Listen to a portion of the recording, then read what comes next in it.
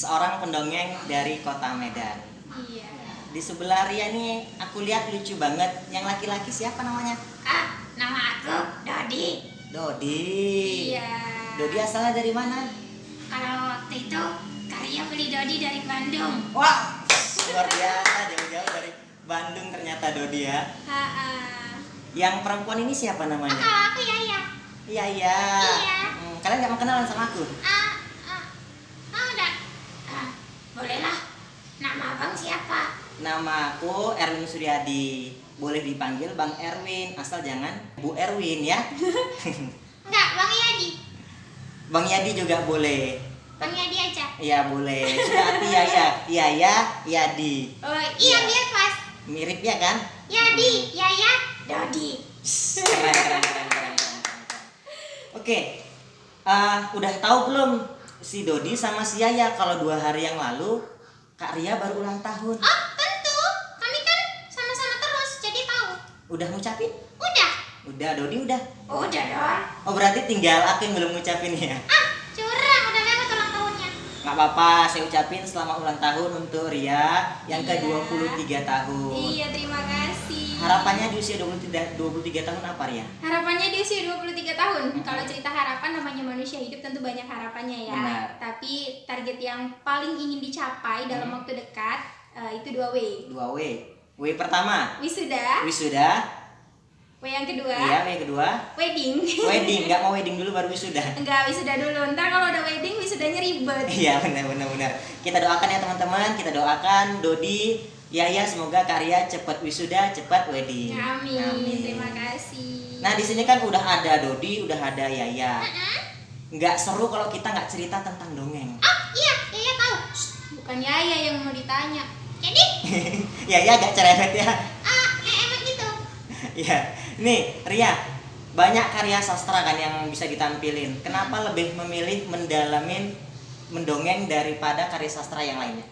Landasan yang pertama itu karena suka sama anak-anak. Iya. Udah suka sama anak-anak.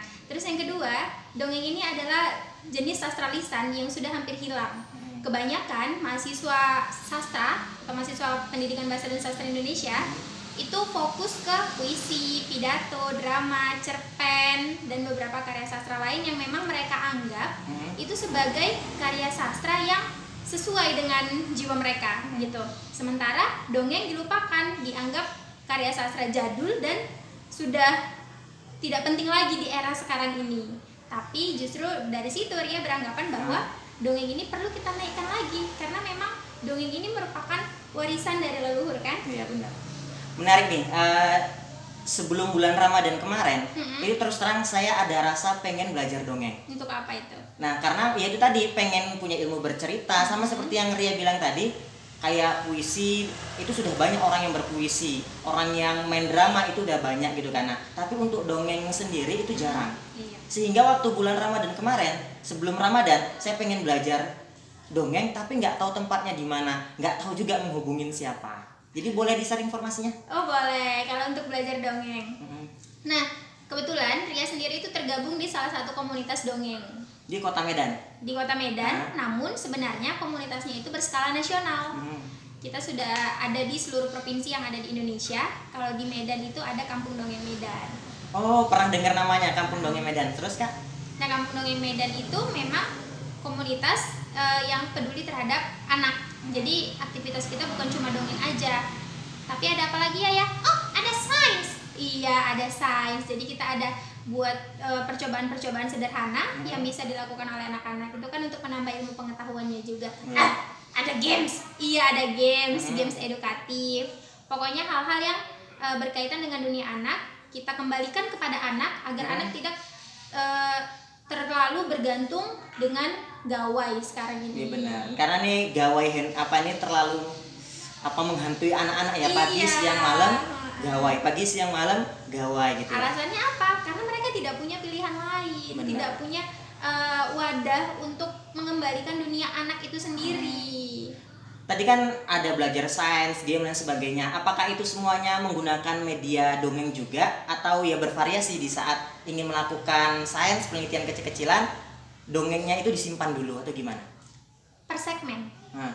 Jadi ada nanti segmen untuk games, ya games dulu kita selesaikan. Untuk sains dulu. Biar lebih fokus ya. Iya, lalu ada craft. Nanti kan anak-anak diajarin buat kreativitas juga. Tentunya ada dongeng. Boleh nggak orang luar itu mendaftar ke kampung dongeng itu? Kalau untuk orang luar mendaftar ke kampung dongeng, maksudnya ini? Maksudnya ya pengen belajar di situ atau bahkan pengen jadi anggota gitu. Kalau untuk belajar kita sering mengadakan kelas-kelas dongeng. Kelas dongeng itu disitulah kita dilatih untuk belajar teknik-teknik dasar dalam mendongeng. Tapi kalau untuk kegiatan-kegiatan kampung dongeng, contoh kegiatan wajib kita adalah Pekan Ceria. Itu diadakan setiap bulan sekali. Kalau yang untuk wilayah Medan di Taman Ahmad Yani Medan, di situ gratis, terbuka untuk umum. Jadi anak-anak tinggal datang, kemudian mengikuti alur acaranya seperti apa. Oke, itu berarti anak-anak menonton, menyaksikan penampilan-penampilan dongeng itu ya? Iya. Nah, kalau orang seperti saya nih, kan sudah 20 tahunan gitu kan. Kalau pengen belajar ilmu mendongeng juga gitu bersama Kak Ria dan teman-teman itu dibolehkan? Ikut kelas mendongeng. Ikut kelas mendongeng? Iya. Mendaftarnya gimana? Mendaftarnya, kita nanti setiap beberapa bulan sekali akan membuat kelas mendongeng. Atau misalnya ada satu kelompok memang khusus untuk mengundang kita memberikan pelatihan mendongeng untuk anggota kelompok tersebut, itu bisa. Boleh di mana aja, nggak mesti harus di sekolah, boleh, komunitas manapun boleh. Boleh. Nah, di mana kami bisa mendapatkan informasi dongeng itu? Karena kan susah juga ya Dodit ya, bisa mendaftar tapi nggak tahu mendaftarnya dari mana gitu. Gunakan sosial media dong. Oh iya, gunakan sosial media. Ya, ternyata lebih pintar dari saya. Iya kan sekarang udah canggih. Iya. Ada linknya ya? Oh ada. Kalau Kampung Dongeng Medan di Instagram kado.kota Medan. Kado.kota Medan. Udah ganti ya, itu yang lama. Oh iya. Iya salah ya. Maaf ya Kak. Iya. Yang baru apa? Yang baru itu Instagramnya kado.medan 1805. Itu di Instagram. Selain di Instagram ada lagi? Facebook. Ada fanpage. Kampung Dongeng Medan. Ya, berarti kalau kita misalnya pengen belajar bisa DM ke situ atau memang nanti di-share informasinya tuh ya? Iya, kita selalu aktif di Instagram, tentunya akan selalu aktif di Facebook juga. Ya, jadi untuk memudahkan orang-orang yang ingin tahu apa sih kampung dongeng itu, apa sih kegiatan dongeng itu, begitu. Ya. Jadi bercerita dengan Ria seperti ini, ada rasa memang pengen belajar dongeng, pengen menghibur anak-anak, apalagi kan status saya ini sebagai salah satu guru bahasa Indonesia di Kota Medan. Jadi bisa menggunakan variasi pembelajaran bisa juga ya. Iya.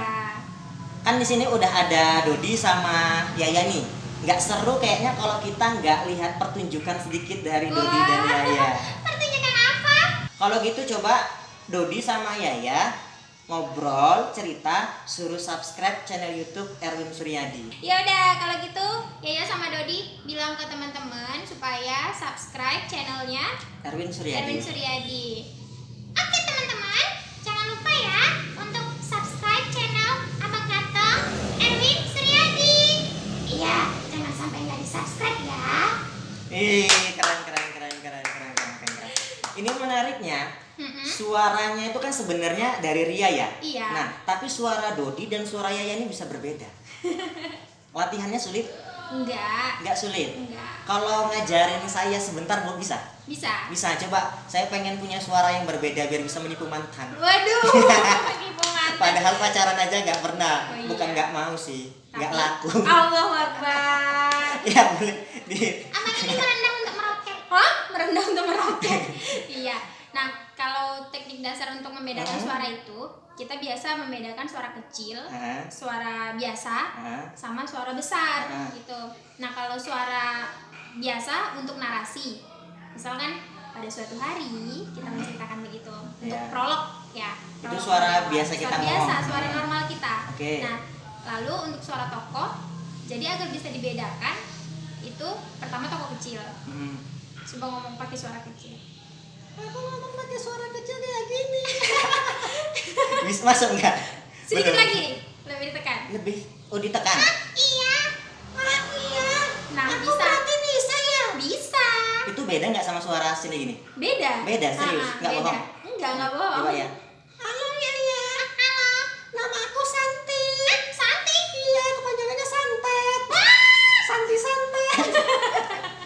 Itu suara kecil. Suara kecil. Kalau suara besar? Ya udah agak lebih di ngebasin aja gitu. Oh iya, hari ini aku mau makan. Halo Dodit, masih sama ya? Masih sama. Dodit,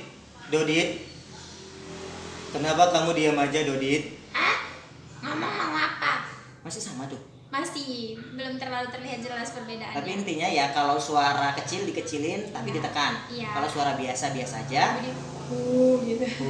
Kalau suara yang besar ini ditekan juga atau malah dibebaskan? Bebaskan dari perut. Gitu kan Oh. suara perut. Apakah aku bisa ngomong seperti itu? Masih sama ya? Masih. Masih sama. Ribet ternyata. Tapi kalau suara Dodi itu udah lain lagi. Dia Ah. pakai suara serak. Hari ini aku mau makan. Makan pakai apa?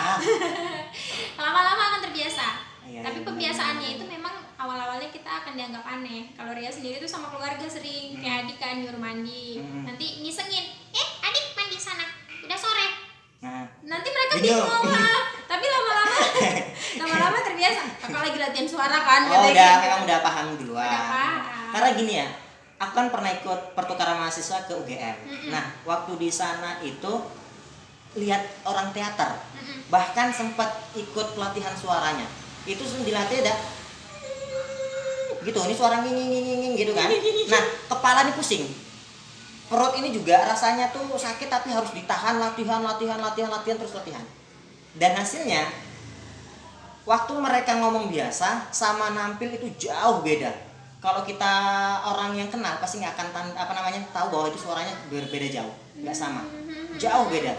Dan saya cari pelatihan suara seperti itu di Google, di YouTube belum nemu. Belum Jadi nemu. memang mereka khusus gitu ya. Iya, latihannya kemarin sampai 6 bulan. Jadi udah bisa. Ya nggak bisa gini aja, karena kan saya kemarin cuma lihat seminggu 2 minggu, lihat diajarin, ya bisanya hanya seperti Tapi ini. udah susah. jauh-jauh terbang dari Jogja. Dari Medan ke Jogja, bukan Iya, dari Jogja. iya salah maaf. Iya dari tadi salah mulu ya. Anak apa? Perempuan selalu benar. Oh iya. Lucu ya sama Dodi ini. Oke, ini kan di Medan, pernah nggak terbang ke selain Pulau Sumatera? Keluar Sumatera? Iya. Pernah. Pernah. Kemana? Iya. Ngapain? Waktu itu ada diklat, pelatihan dari Kampung Dongeng Nasional, namanya Kemah Dongeng. Itu 3 hari, waktu itu kebetulan karena Ria Angkatan 25 diadakan di Puncak Bogor. Berarti berangkat ke Bogor. Berangkat ke Bogor. Berangkat ke Bogor. Boleh share sedikit ilmu yang didapat dari Wah sana? luar biasa kalau itu, karena dimentori langsung sama orang-orang hebat yang ada di sana. Jadi kayak biasanya memainkan boneka ini, itu kan ada tekniknya namanya ventriloque.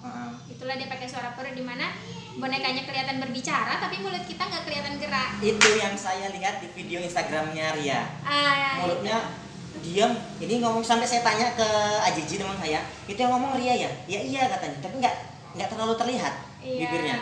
Itu dia tapi masih kelihatan gerak. Iya, Nah mentor-mentor di sana itu bahkan sama sekali nggak gerak. Ria pun bingung dari mana keluar suaranya gitu. Iya ya, nggak mungkin dari bawah juga kan? Enggak. Suaranya beda.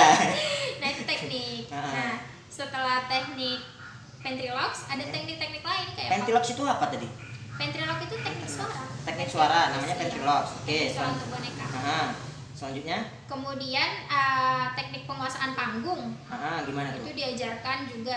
Ya tentu kan kita harus memperhatikan audiens kita di mana supaya nanti kita tidak hanya fokus pada satu titik saja. Oke, berarti bonekanya ini dimainkan nanti arahnya ke sana, ke tengah, ke depan gitu ya? Iya. Tapi untuk catatan tidak selamanya mendongeng dengan boneka. Ini pelengkap aja. Mereka ini untuk ngerame-ngeramein aja. Tapi Gimana kalau tuh? ada Saya mereka juga. baru dengar mendongeng tanpa boneka. Iya, awal-awal juga nggak pakai boneka. Jadi? Justru kalau kita tidak lihai dalam memainkannya, mereka akan terlihat seperti sangat tidak berguna. Oh gitu. Kadang mungkin kan kita terlalu asik dengan cerita sampai kita lupa bahwa di tangan kita ini ada boneka. Ada boneka. Nanti kita gini-gini. Kan mereka nggak berguna. Iya, suara ngomong tapi nggak dimanfaatkan gitu ya. Nah kalau pakai mereka ini justru lebih sensitif. Karena kita harus membuat mereka seolah-olah jadi teman kita. Jangan kita cerita nanti mereka diabaikan, nanti mereka gini. Itu nggak boleh. Kasihan Dodit Nah, kepalanya. iya, nah, mungkin kan teman-teman salah paham bahwa dengan dengan boneka dongeng bisa lebih menarik. Iya. Belum tentu. Termasuk saya salah satu orang yang mengira yang mendongeng harus menggunakan boneka. Oh enggak. Ternyata enggak ya. Ada juga namanya read aloud.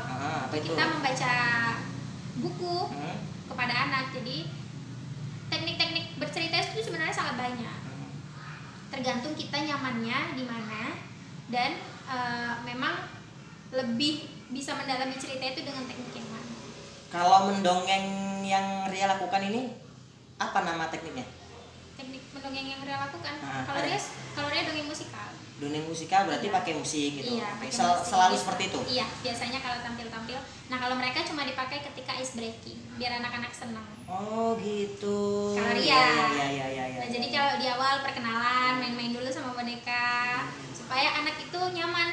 Kita tarik dulu perhatiannya pakai boneka. Karena kalau kita ujuk-ujuk datang gitu kan, Assalamualaikum adik-adik, saya Karya, saya mau dongeng, duduk yang rapi, dengerin. Gini kan Itu enggak. cemburu. Nah, iya, jadi kita senangkan Iya, hati iya, mereka. iya. Ketika mereka sudah senang, maka mereka akan dengan mudah menangkap pesan yang ingin kita sampaikan. Ilmu penting tuh berarti kalau kita menghadapi anak-anak tarik dulu perhatiannya, Iya, tarik dulu. baru kita berbicara Iya. gitu ya. Nah, ini kan pengalaman dari Ria udah banyak. Enggak, belum banyak banget.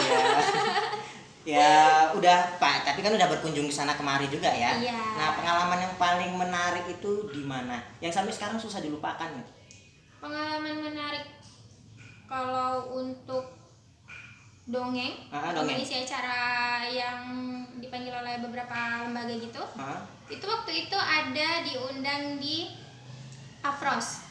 Oh, Afros. Nah, Iya. dekat sini ya. Ah. Afros. Jadi waktu itu yang peserta dongengnya anak-anak sekolah yang cukup elit. Oh. Nah. Jadi waktu itu kebetulan ngebawain fabel.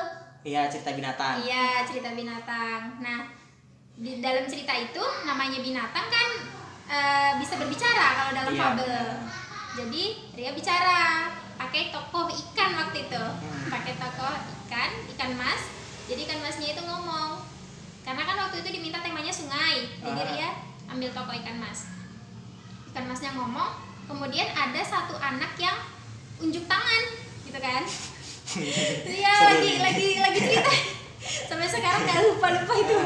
Unjuk tangan dia, terus dia komplain, Ah. Kak, permisi katanya, masih TK ini, masih TK anaknya. Berani ya. Berani, keren memang. Kak, iya, terpaksa dihentiin lah karena kalau kita abaikan nanti dia kecil hati. Iya. Jadi diterima dulu apa yang mau dia bilang. Ikan mas kan nggak bisa berbicara katanya. Tapi di situ kita harus pandai-pandai karena itu pertama kali lah Ria dikomplain waktu dongeng sama anak itu.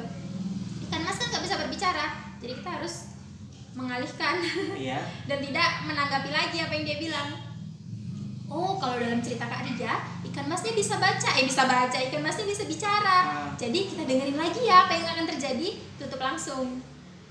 Anak tadi langsung diam. Iya, anak tadi harus kita tutup langsung. Kalau kita kasih kesempatan untuk berbicara lagi, nanti teman-teman yang lainnya ketularan. Jadi Kak ini gini, Kak ini gini. Iya, kayak corona ya, nular sana kemari gitu. Aduh, karena Iya, memang anak-anak saya juga pernah ngajar di beberapa sekolah elit.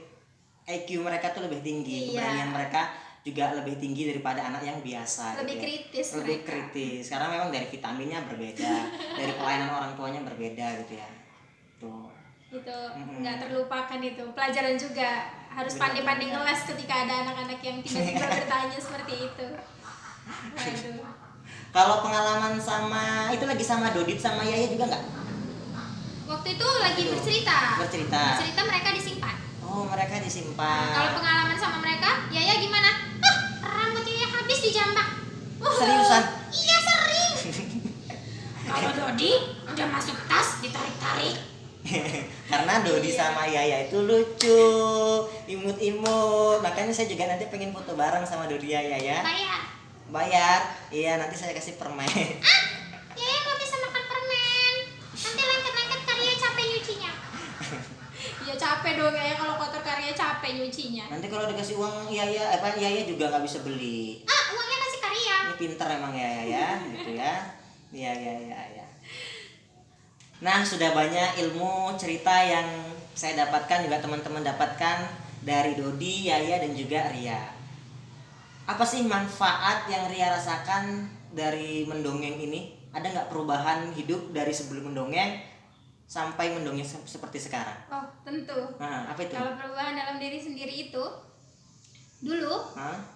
temperamen, Suka suka marah. marah maksudnya kayak yang adek gini, marah gitu kan. Ah. Dari dongeng kan kita diajarkan untuk lebih halus kepada anak-anak, untuk kita menyelami dunia mereka, Iya. menyelami apa yang mereka inginkan dan apa yang mereka harapkan. Dari situ kita belajar untuk bertutur yang lebih baik, belajar untuk lebih sistematis seperti itu. Jadi yang dulunya kita kayak nggak jelas gitu, ngomongnya nggak jelas, maksudnya marah-marah nggak jelas, Iya. terus bisa lebih sabar.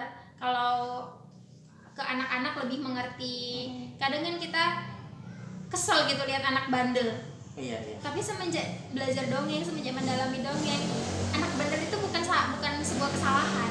Jadi kayak memang usianya mereka usia untuk bermain. Usia untuk mencari tahu segala hal. Iya, untuk mengeksplor dirinya begitu. Jadi kita harus memaklumi. Justru kita juga harus mengarahkan ke arah mana sebaiknya mereka apa ya dibilang Ya. menyalurkan kenakalannya. Ya, menyalurkan bakatnya dirinya. Iya. Tapi ya karena mereka anak-anak, Mm-mm. tahunya mereka mengeksplorasikan diri mungkin dengan cara yang bandel, bertanya sesukanya dan sebagainya. Dengan cara itulah mereka bertindak ya. Itu kan tadi untuk diri Kak Ria bisa lebih sabar menghadapi anak-anak. Iya, bisa memahami karakter mereka juga. Iya. Kalau manfaat dongeng untuk anak pasti ada ya, banyak. Tentu. Kalau nggak mungkin dimainkan Nggak gitu ya. mungkin. Nah, supaya orang tua di rumah nih lebih mau mengajak anaknya melihat dongeng, belajar dari dongeng gitu. Boleh Kak Ria sampaikan apa-apa di manfaat dongeng untuk anak-anak? Mungkin dari apa yang disampaikan nanti entah ada yang terlewat, Hah? tapi Ria hanya menyampaikan beberapa yang memang Ria rasakan sendiri. Iya. Walaupun belum jadi orang tua, tapi udah punya adik. Iya. Nah, adiknya itu Ria ambil peran untuk OTW ya jadi orang tua. amin ya Allah. Jadi yang pertama itu mengeratkan hubungan orang tua dan anak. Karena biasanya pernah dengar istilah dongeng sebelum tidur? Pernah Nah. banget. Zaman dulu kayaknya sering gitu ya Iya. dilakukan. Nah, kalau kenapa dikatakan dongeng sebelum tidur? Karena ketika fase mau masuk ke tidur itu, itulah fase paling enak untuk kita menyuntikkan nilai-nilai positif kepada anak. Iya benar, potong sebentar ya. Iya, boleh. Kebetulan kan aku juga pernah belajar tentang ilmu-ilmu hipnosis gitu ya. Nah, kalau kita mau menasehatin anak, itu katanya cocok waktu anak memang mau tidur. Jadi waktu anak nih mau tidur, misalnya nih anak nih kita suruh supaya rajin sholat gitu kan. Nah, ya kita waktu mau tidur mereka kita ceritakan tentang sholat itu kan. Iya. Anak baik, anak rajin sholat, nih pinter gitu. Karena pikirannya itu sudah mulai tertidur, mau masuk ke pikiran bawah sadarnya gitu. Iya, Jadi jadi disitulah nanti tertanam di dalam tertanam di dirinya. dirinya gitu ya. Memang ketika anak ingin tidur diberikan sugesti-sugesti, diberikan ucapan-ucapan positif, mudah-mudahan dia bisa berubah lebih baik. Iya, benar. Selain itu apa lagi, Ria? Itu kan mengeratkan hubungan antara orang tua dan anak. Aha. Karena sebisa mungkin orang tua menyisihkan waktunya, mungkin kan kerja dari pagi sampai sore, malam lah dia punya waktu untuk anak. Benar. Dengan cara bercerita. Karena anak sekarang makin dilarang makin dibuat. Jadi harus dikasih contoh, kalau misalnya kamu berbuat ini apa hasilnya, kalau kamu berbuat seperti ini apa dampaknya. Itu lewat cerita biar mereka jadi lebih nyaman. Yang kedua, melatih kemampuan anak dalam berbahasa. Kita orang bahasa ini ya. Kosakata anak pasti nambah ya. Iya, kosakata setiap harinya dengan kita menceritakan satu cerita, kosakatanya bertambah. Kemudian anak juga bertuturnya lebih santun. Kalau misalnya kita membiasakan dia untuk berbicara yang baik, ya lewat cerita, karena dia akan meresap. Oh, kakakku cara ngomongnya kayak gini. Oh iya benar. Dengan kita mendongeng ngomongnya lembut, otomatis anak tadi juga ketika ingin berbicara sama orang bisa terikut lembut ya. Iya, lembut. Iya. Kemudian lebih terstruktur kalimatnya, Iya. karena dia terbiasa mendengarkan cerita yang kalimatnya memang terstruktur. Benar, karena kalau dongengnya nggak terstruktur, anaknya nggak bisa tidur. Iya, makanya Maklum. bingung, dia puyeng. Masa abis ini kesini ya? Masa abis ini kesini gitu. Iya, benar. Selain itu, dongeng juga bisa meningkatkan daya imajinasi anak. Iya. Karena kan kita bercerita, suatu hari di sebuah hutan yang lebat, ada sungai yang mengalir dengan sangat jernih. Sambil mau tidur terlayang-layang lah dia itu ya kan, membayangkan, di hutan ada sungai, jadi dia bisa. Ini Ria cerita sedikit aja suatu hari tadi terus terang di pikiran tuh langsung terbayang ada sungai dan itu enak banget. Memang apalagi suara Ria ini memang lembut. Aduh, itu karena terlatih Iya, aja. saya terlatih ya. Lembut jadi enak didengar. Makanya saya doakan cepat punya anak. Amin ya Nikah ampun, dulu amin. tapi. Iya, nikah dulu. Iya, biar nanti bisa sama anaknya lebih membudidayakan, lebih membudayakan tanaman ya. Membudayakan dongeng ini ke masyarakat. Iya, jangan sampai hilang. Benar. Jangan sampai dongeng ini hilang dikalahkan oleh gawai. Benar. Boleh sih kita lihat juga dongeng dari handphone, tapi lebih enak kalau lihat langsung ya. Iya, kita susun sendiri. Kita cari referensi ceritanya dari beberapa sumber yang ada di internet, kemudian kita rangkai sendiri. Selain anak, orang tuanya jadi lebih pinter kalau misalnya rajin dongeng. Iya. Oke, pesan Ria terakhir ini sebelum kita tutup untuk ibu-ibu, untuk teman-teman adik-adik di rumah tentang dongeng apa? Rajinlah bercerita supaya anak-anak bisa lebih cerdas dan bahagia.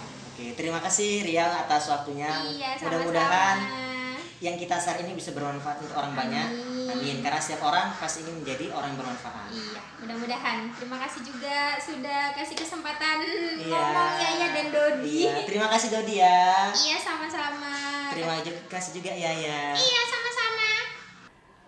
Oke, teman-teman, itulah tadi obrolan kita bersama Ria Pratiwi seputar dongeng. Mulai sekarang mari kita budayakan mendongeng kepada anak-anak kita, bisa juga kita budayakan di sekolah, di rumah dan lain sebagainya. Karena dengan bercerita, kita bisa meningkatkan imajinasi anak. Nah, selanjutnya mari kita saksikan penampilan dongeng dari Ria Pratiwi. 1, 2, 3. Udah pas belum, Kak? Udah. Akhirnya. Kamu senang? Tentu dong, Kak. Yaya senang sekali. Kenapa?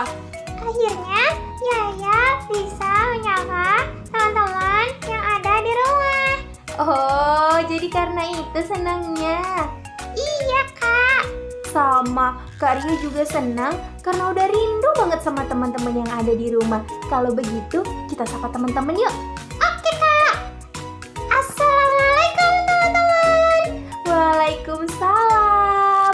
Wah, halo adik-adik semua. Apa kabarnya nih? Kak Ria sama Yaya udah rindu banget mau main sama teman-teman. Tapi tunggu sebentar lagi ya. Kalau sudah ada anjuran dari pemerintah boleh main-main lagi, kita akan ketemu. Ya kan Yaya? Iya dong, Yaya udah gak sabar. Oh ya, Kak. Kenapa? Kita hari ini mau ngapain? Oh, hari ini serunya ngapain? Yaya gak tahu. Yaya bisa apa lagi rupanya selain gangguin Kak Ria buat video? Yaya bisa satu lagi. Apa dong? Yaya bisa makan. Hah? Makan? Makan? Iya. Cuman itu? Heeh. Yaya sukanya makan apa? Makan ayam. Yang lain? Ayam. Kok ayam terus? Kan beda-beda. Ayam goreng, ayam bakar, ayam gulai. Ya ampun Yaya. Tahu nggak? Kita punya banyak jenis makanan selain olahan ayam. Masa? Iya. Tapi Yaya sukanya ayam. Cuman itu? Iya. Nggak mau makan yang lain? Enggak. Yakin? Mm-mm. Kalau begitu berarti Yaya harus dengerin cerita dari Kak Ria. Loh, kok cerita? Iya. Kan tadi bahasa makanan. Ya emang.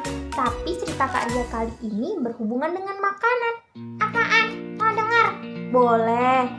Dengerin baik-baik ya. Oke, Kak. Nah, di suatu daerah ada seorang anak laki-laki yang tidak mau makan jika lauknya bukan ayam. Aku nyindir Yaya ya? Enggak, kakak nggak nyindir Yaya. Kakak cuma mau ngasih tahu ceritanya ada di jauh sana. Oke, lanjut. Iya, nah anak laki-laki itu tidak mau makan ikan, tidak mau makan sayur-sayuran. Jadi, Iya nasi sama ayam aja. gitu. Iya, Terus apa yang terjadi, Kak? nah setiap hari dia makan ayam. ibunya khawatir dia tidak mendapatkan gizi lain dari sayur-sayuran dan juga ikan. Gitu ya kak? Iya. Emangnya penting? Wah, tentu dong. Tubuh kita juga butuh vitamin, butuh protein.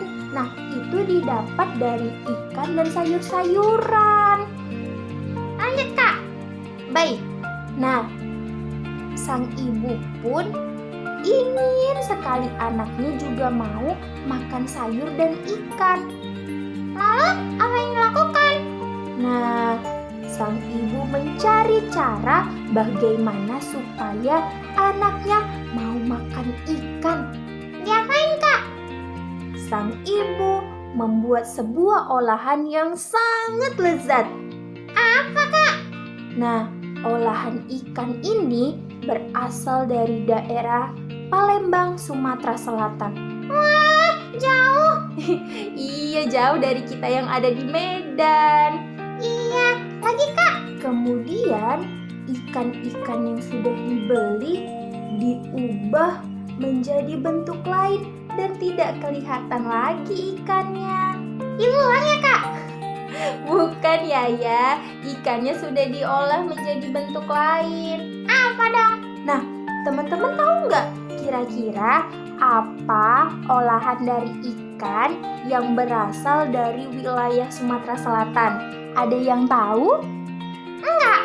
Kakak tahu? Tahu dong. Kakak udah pernah ke Palembang? Belum. Jadi kok tahu? Ya, kita walaupun belum pernah pergi ke suatu daerah, tapi bisa mengetahui daerah itu ya. Dari mana? Rajin baca buku, ya kan teman-teman? Berarti Karya rajin baca buku? Iya dong, Karya kan mau jadi anak Indonesia yang pintar, jadi harus rajin membaca buku. Lanjut kak. Nah, waktu selesai bermain, sang anak buru-buru pulang ke rumahnya. Ngapain? Mau makan ya, kan udah siang. Dia perutnya lapar. Dia memanggil ibunya. Assalamualaikum, Ibu. Iya. Yaya mau jadi ibu? Belum. Ada apa, Nak? Bu, aku lapar sekali. Hari ini Ibu masak ayam kan? Oh, tidak. Ibu tidak masak ayam. Tapi ada makanan lain yang pasti kamu sukai. Makanan apa, Bu? Ayo, ibu temani kamu mencoba makanannya. Kemudian, sang anak mencoba makanan yang dibuat ibunya. Bismillahirrahmanirrahim. Wah, makanan ini enak sekali, Bu. Ini dibuat dari ayam kan? Wah, bukan. Ibu membuat makanan ini dari ikan. Oh, ikan. Masa ikan bisa diolah seperti ini, Bu? Jadi makanan enak begini. Apa namanya, Bu? Makanan dari ikan ini namanya adalah pempek. Makanan khas dari Palembang. Wah, berarti Indonesia punya banyak makanan yang enak-enak ya, Bu? Tentu saja. Kenapa? Iya, pengen makan. Pengen makan? Makan ayam? Enggak, makan ikan Palembang. Kok ikan Palembang? Bukan. Itu tadi kak.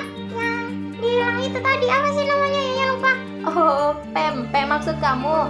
Iya, itu kan dari ikan. Iya mau. Karya juga mau, tapi di mana ya carinya? Kita buat aja kak.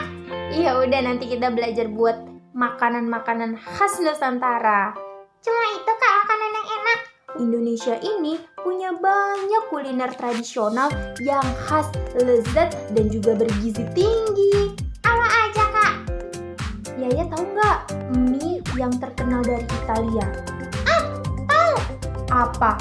Spaghetti. Iya, pinter. Indonesia juga punya makanan itu loh, khususnya dari Sumatera Utara. Apa kak? Namanya mie goma. Mie goma. Iya, mie goma itu bisa dikatakan spagetinya Indonesia. Wah, Indonesia keren ya kak. Tentu dong, masih banyak lagi jenis makanan khas negara Indonesia yang juga terkenal di luar negeri. Apa? Ada sate. Hah, sate? Enak tuh kak. Enak dong. Ada lagi kak? Ada sayur-sayuran yang dipotong-potong terus dikasih mayonaise. Yaya tahu? Oh, tahu. Apa? Salak. Bukan salak. Oh iya, salad maksudnya ya itu. Nah, Indonesia juga punya loh salad khas pakai kuah kacang berasal dari Betawi. Tahu nggak namanya? Enggak. Yaya kurang baca buku nih teman-teman. Teman-teman di rumah harus rajin baca buku ya, biar serba tahu dan banyak ilmu. Oke, habis ini Yaya mau baca buku. Pinter.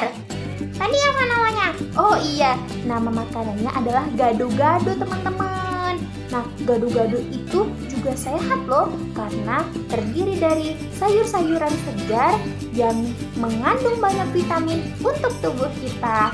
Wah, Yaya mau makan semuanya. Ayo kak, kita keluar cari jajanan.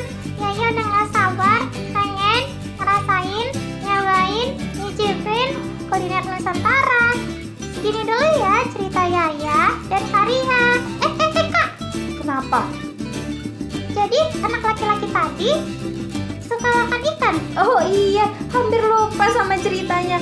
Nah, sejak mencobain pempek khas Palembang, sang anak sudah mulai terbiasa untuk makan makanan lain selain ayam goreng. Yaya mau. Iya, udah sabar. Kita tutup dulu yuk videonya.